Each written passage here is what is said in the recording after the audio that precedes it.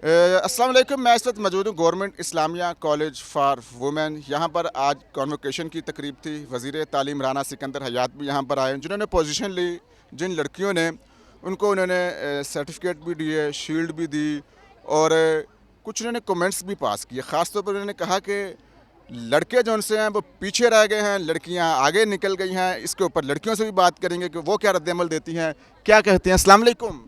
वालेकुम अस्सलाम। सबसे पहले तो आप ये बताएं कि आपको ये जो शील्ड मिली है ये किस परफॉर्मेंस पर आपको मिली? ये मैंने डिपार्टमेंट ऑफ इस्लामिक स्टडीज़ से हूँ। मेरा नाम हाफिज़ा इकरा है और मैंने 3rd पोजीशन अचीव की है अपने कॉलेज में जी। और मुझे सर्टिफिकेट्स और बुक गिफ्ट में मिली है।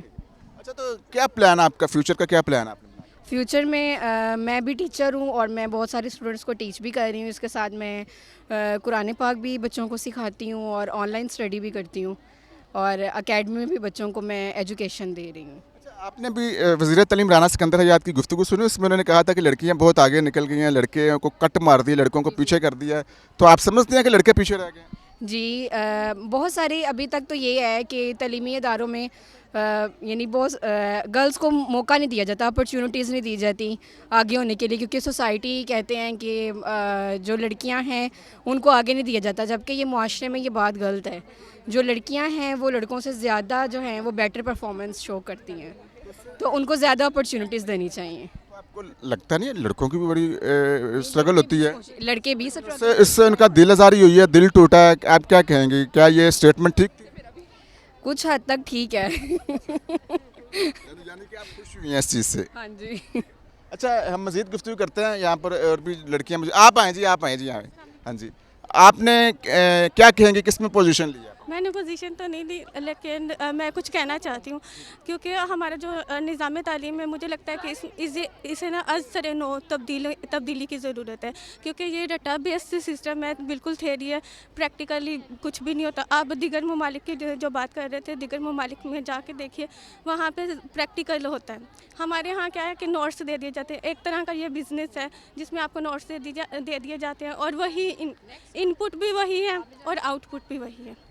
तो ये तब्दीली चाहिए, मतलब ये तब्दील होना चाहिए निज़ाम तालीम। अच्छा, अभी वज़ीर तालीम ने एक स्टेटमेंट दी है, लड़के पीछे रह गए हैं, लड़कियां आगे निकल गई हैं। ये समझती हैं अभी स्टेटमेंट ठीक है, लड़के वाकई कट हो गए हैं, उनको पीछे छोड़ दिया गया?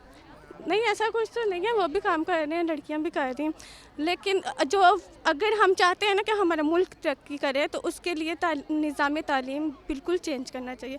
असर नो इसे तब्दील करेंगे तो करेंगे, नहीं तो हम आइंदा कई सालों तक बेकारी ही रहेंगे।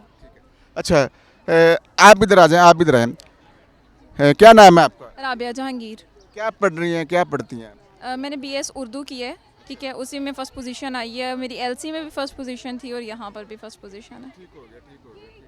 अच्छा, आप क्या कहेंगे, वज़ीर तालीम ने जो स्टेटमेंट दी है कि लड़के पीछे रह गए हैं, लड़कियां आगे निकल गई हैं, आप समझती हैं कि वाकई ऐसी बात है? देखिए, तालीम के मैदान की अगर बात की जाए तो लड़कियाँ अगर माने हम आगे निकल रही हैं, लेकिन जॉब्स में पीछे क्यों हैं?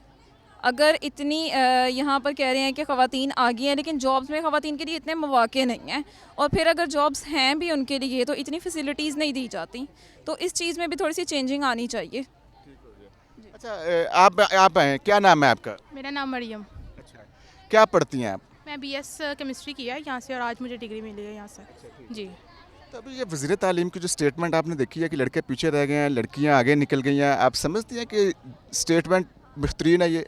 जी बिल्कुल ऐसा ही है, क्योंकि लड़कियां जो हैं वो ज़्यादा दिल लगा के पढ़ती हैं, बॉयज़ जो हैं वो इतना स्टडी के पे फोकस नहीं करते।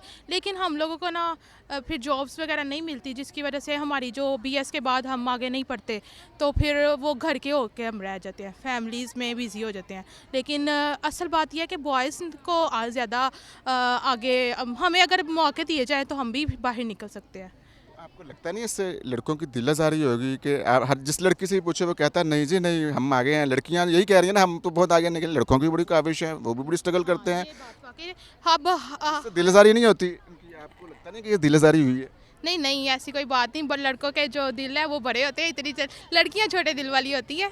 तो जो बॉयज़ हैं, ज़ाहिर है कि हर लड़का भी एक जैसा नहीं होता। अगर वो बॉयज़ की करते हैं, लेकिन वो खुद भी एक लड़के हैं, अगर वो ना पढ़ते तो वो वज़ीर तालीम ना बन सकते, ठीक है।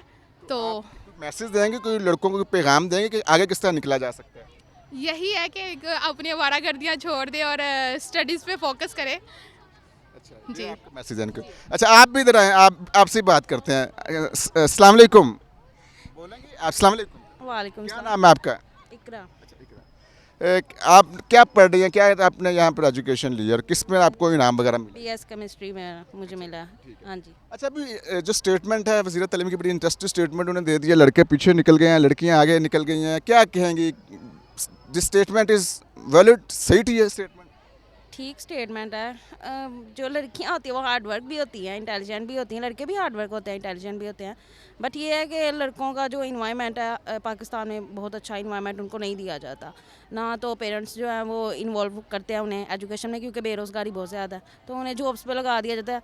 12 साल की उम्र में बच्चे को कह दिया जाता है जी आप जॉब करो, घर में जो है आपके अखराजात की ज़रूरत है तो आप ये करो वो करो।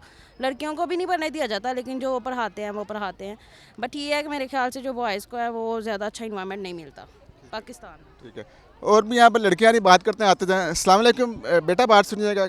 अस्सलाम वालेकुम, क्या नाम है आपका? जैतून। अच्छा जैतून, जैतून अभी आपने क्या स्टडी कर रही है और क्या आपको मिला है, क्या आपने अचीव किया? बीएस इस्लामिक स्टडीज़ मैंने किया है और अभी फ़िलहाल फ्री हूँ। क्या मुस्तकबिल का क्या प्लान है, फ्यूचर का क्या प्लान बना के रखा हुआ है आपने? इंशाल्लाह से इसको आगे लेके चलूँगी, एमफिल करूँगी आगे से। आगे एमफिल करेंगे, बनना क्या है आप, टारगेट क्या है? इसी में आगे जाऊँगी, इस्लामिक स्टडीज़ में। इस्लामिक स्टडीज़ में लेक्चरार बन सकती है, टीचिंग। जी इंशाल्लाह। अच्छा अभी मेरा सवाल आपसे ये है कि वज़ीर तालीम राना सिकंदर हयात ने भी टॉक कर रहे थे, कह रहे थे कि लड़के पीछे रह गए हैं, लड़कियां मैदान में आगे निकल गई हैं। आपको लगता है कि लड़के पीछे रह गए हैं? ये बात सच है कि लड़कियां वाकई हर मैदान में आगे जा रही हैं।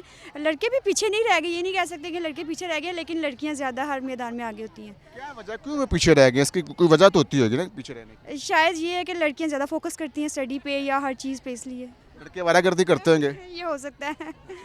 तो इसके अलावा आप कोई मशवरा देंगे कि क्या करना चाहिए स्टेटमेंट के बाद, किस तरफ तवज्जो देनी चाहिए लड़कों को, किस तरह बेहतर किया जा सकता है?